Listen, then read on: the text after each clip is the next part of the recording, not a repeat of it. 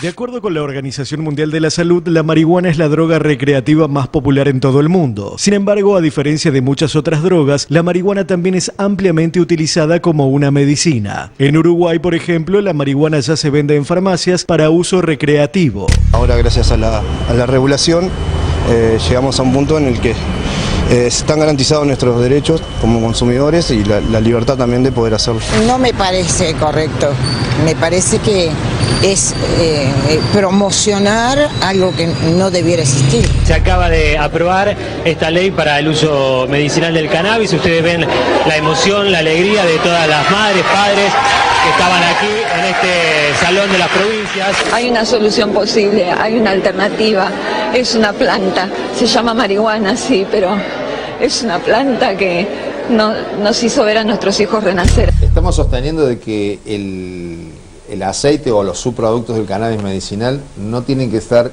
en el botiquín de los remedios tradicionales. Tiene que ser un acto de cultura para que la gente pueda incorporarlo y a partir de ahí pasar a la fase siguiente, que sería el autocultivo. ¿Qué diferencias hay entre lo recreativo y lo medicinal? ¿Qué consecuencias tiene la marihuana en el cuerpo? ¿Se desconoce la realidad del cannabis medicinal?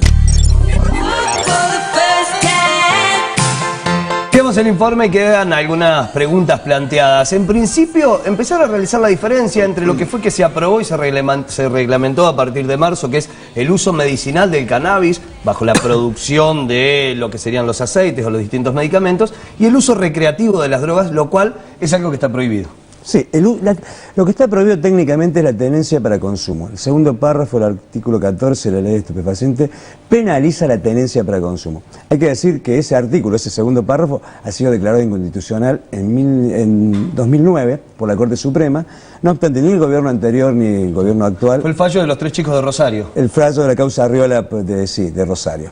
Hay fallos anteriores, con la ley anterior, que es el fallo Basterrica. Bueno, nosotros analizamos un poco la historia de los fallos y los vaivenes que ha tenido. Te tiro un dato. Sí. En Argentina, la tenencia para consumo estuvo despenalizada desde el año 1967 al año 1974.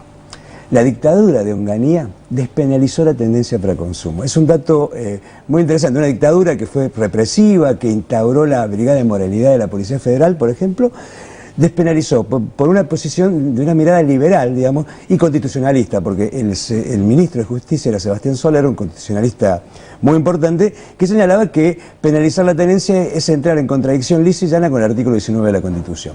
Bueno, pero este es un dato. Actualmente está prohibida la tenencia para consumo, está penalizada, como está penalizada en el artículo 5 el cultivo de estas sustancias. Claro. De la producción, bueno, sí, cultivo y producción de la sustancia en sí. Ahora, el marco legal o la ley establece que se puede utilizar el cannabis para uso medicinal, pero no autoriza todavía la producción o la venta dentro de lo que es el territorio. Siempre tiene que ser bajo registro, bajo pedido de la obra social o exportación en este caso. No sabemos absolutamente nada, Cayo, sobre eso. Y tenemos que decir primero, como primera medida, de que la ley no ha sido reglamentada. Está, en teoría, en ese proceso. Nosotros, como organizaciones, incluido la que yo represento y el resto de las organizaciones nacionales que hemos trabajado, en el caso nuestro, en su momento, en 2012, propugnamos una ley de legalización en general para todos los usos del cannabis, que quedó ahí, todavía no tiene instancia legal en diputados, pero nunca fue tratada. Y no sabemos cómo va a terminar esto. En principio, la ley lo que hizo, esta ley frazada corta, como decimos nosotros, que se aprobó en marzo, solamente propugna la posibilidad de que accedan al cannabis medicinal un grupo de personas, una minoría de personas enfermas, que son solamente gente con epilepsia refractaria y que ya haya pasado por todos los tratamientos posibles y no le funcionen, como primera medida. Importando un aceite que en Estados Unidos se vende como un suplemento dietario en el supermercado y acá mágicamente se convierte en una medicina. ¿Por qué? Porque la FDA en Estados Unidos lo aprobó y el ANMAT, que es, digamos, un espejo nacional de la FDA, dice, bueno, está aprobado en Estados Unidos, usémosla para medicina en Argentina. Claro. Ese es el derrotero que en algún sentido copió y pegó esta ley para, de alguna manera, subsanar esta problemática. Una ley que entra en contradicción con el marco regulatorio de nuestra Constitución, que impide que se produzcan leyes para grupos especiales, con lo cual en algún momento, si algún cráneo se pone a pensar, puede declarar la inconstitucionalidad de esta ley tranquilamente. Veremos cómo sale la cuestión de la reglamentación. Y allí sabemos nosotros que los grupos militantes de la legalización de todos los usos, como la Comunidad Canábica de Córdoba, no estamos jugando en ese esquema, porque el Estado, cuando sancionó la ley, dejó de lado el autocultivo como una de las funciones que nosotros estábamos luchando para que se contemplara la ley, para que la gente tenga la posibilidad de producir su propia medicina canábica, claro, en su propio derivado, su propio aceite, desde la planta propia cultivada a la producción propia. En este caso sería de lo que sí está despenalizado, el consumo de los derivados que sí están despenalizados. La gran diferencia es el THC, ¿no? La que contenga o no contenga el THC. No necesariamente, porque cuando primero la ley penal no contempla los subproductos de la marihuana, es decir, no están penados. Así que si vos te haces un brownie y te lo comes, producís tu propio aceite, una alcoholatura, algunos de los derivados como el BHO que se usan para fumar en pipa, no están penados explícitamente en la ley penal de droga, así que están fuera de ese ámbito y siguen estando en el ámbito de la intimidad de las personas, claro. El uso, ¿no? Que está, como decía Raúl, contemplado por el artículo 19 de la Constitución. ¿Lu? Es muy interesante ver también, como mencionaba recién el caso de Estados Unidos, qué está pasando hoy en otros países. Holanda es quizás el caso más conocido porque es el único país de la Unión Europea que permite el uso medicinal y también recreativo del cannabis. De hecho, se consiguen los llamados coffee shops, pero también hay un gran vacío legal en cuanto al cultivo. Está prohibido, ejemplo, claro, en Holanda, ¿sí? En Estados Unidos ya hay algunos estados que están permitiendo el uso recreativo del cannabis. Canadá acaba de aceptar el uso medicinal. Sí. Colombia lo mismo. Hay países que ya están estableciendo topes de cantidad de gramos que uno está autorizado a portar.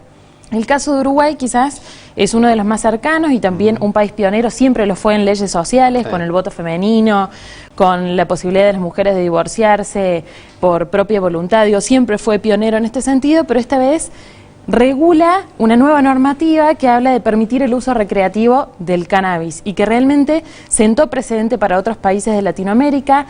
Ya se puede conseguir a través de la farmacia, generó muchísima disyuntiva y polémica, opiniones de todo tipo en Uruguay, pero no se puede discutir que sí es un caso ya que sienta precedente para el resto de Latinoamérica y que quizás va a empujar a que países como Argentina, que tienen un gran vacío legal y muchísima desinformación respecto al tema, puedan seguir trabajando y avanzando. Y en Chile también, que el modelo chileno no tiene ley, igual que el modelo de Holanda. El modelo de Holanda es una aceptación social, lisa y llana. Está prohibido cultivar, pero usted va al coffee shop, compra sus 5 gramos de marihuana, paga el precio que tiene que pagar y se va y fuma en la calle, no hay ningún problema. Bueno, o sea, hay una aceptación social en ese sentido. El caso de Uruguay en este sentido fue pionero también porque no salió de una petición ciudadana, sino que salió de un plan gubernamental. Claro. Y en esto también es como... De hecho, la población antes que se aprobara la ley, el 60% de la población uruguaya estaba en contra de que se aprobara esta ley. Claro, sí, y así todo fue aprobado. ¿Sergio?